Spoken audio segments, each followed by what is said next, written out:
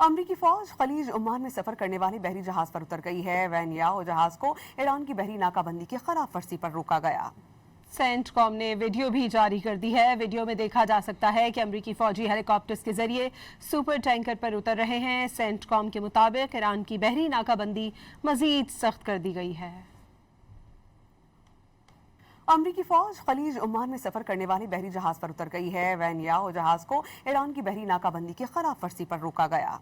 CENTCOM ने video भी जारी कर दी है। वीडियो में देखा जा सकता है कि अमरीकी फौजी हेलीकॉप्टर्स के जरिए सुपर टैंकर पर उतर रहे हैं। सेंटकॉम के मुताबिक ईरान की बहरी नाकाबंदी मजीद सख्त कर दी गई है।